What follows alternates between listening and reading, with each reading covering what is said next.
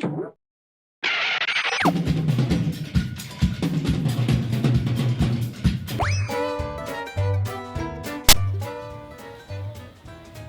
wonder why our capital city is called Manila? Well, Manila comes from the word Maynila, which literally means there's nilad there. Nilad is a species of mangrove trees that grew on the shores of Manila Bay and the banks of the Pasig River. The trees that supported the lives of our ancestors and made modern civilization possible, the nilad, have long disappeared from the city. But mangrove trees continue to thrive despite the imminent threats of urbanization, environmental degradation, and climate change.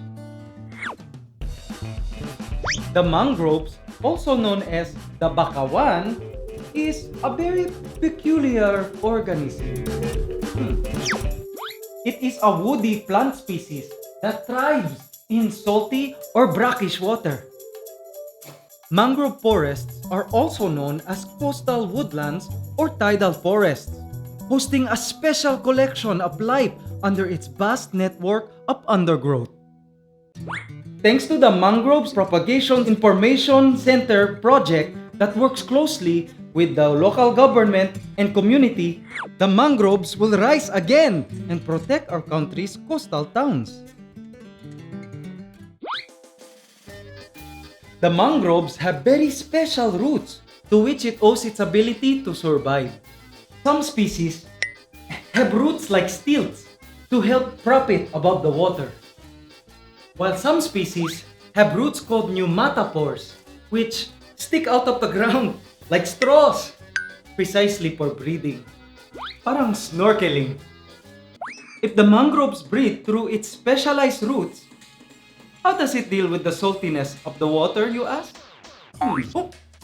Red mangroves filter out salt at the root level, while white and gray mangroves, they secrete all this excess salt from their leaves. A lot!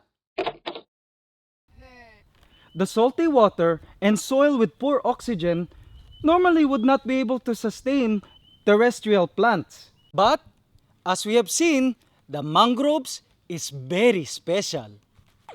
But it has fully adapted to live and grow in the harshest of conditions. Matatag! Oh! Just like us Pinoys. Pa! Pa! Pa! Pa! Ganon! Speaking of resilient, the mangroves are known to offer protection against storm surges and high winds associated with tropical typhoons.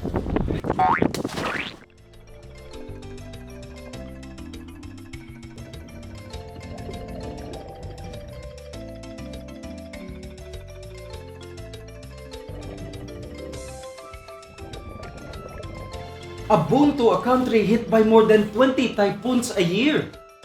It also helps protect against soil erosion, contributes to building up land, and also helps preserve the coral reefs.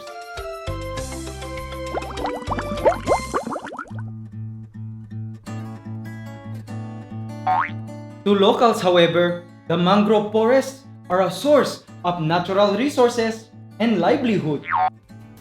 Among the many extractable products are timber, firewood, charcoal, pulp and paper, nipa sap, medicine, and oil.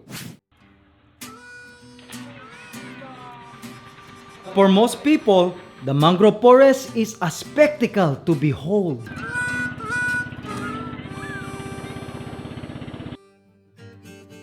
But this beauty is also in danger of being lost forever.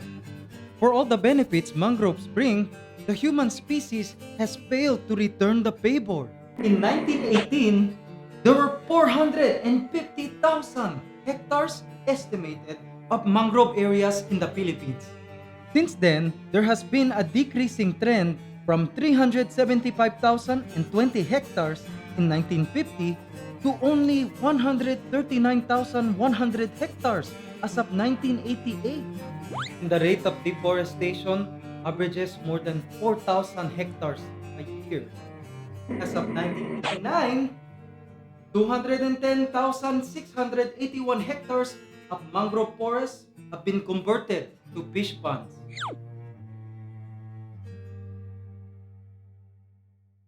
It seems that the odds are against the mangrove forest, but the Mangroves Information and Propagation Center and their new facility are determined to save these coastal line guardians. What's going on, Ibon? You know, today is a special day kasi joining us today is Kuya Berto from MPIC. How exactly, Kuya Berto, does the MPIC help preserve our mangrove forests? Sa pamamagitan ng MPIC o yung Mangrove Propagation and Information Center natin ay mabibigyan sila ng kaalaman na yung palang mga mangrove na yan na puno na nakikita sa tabing dagat ay malaki yung naitutulong nila sa kabuhayan. Wow, great! Maraming salamat, Kuya Berto. And as you can tell, MPIC is very important to help save our Philippine mangroves. Salamat po. I have isa pang request. Is it okay if we take a selfie? Okay po. Okay. So, 1, 2, 3, waki!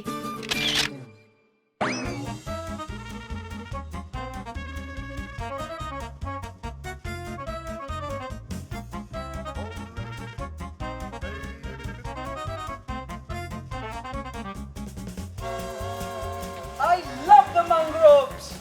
Whoa! I almost fell in the mangroves. As long as there are people fighting against the odds to save the mangrove forests, like me and MPIC, then there is hope for the mangroves, our environment, and our children's children.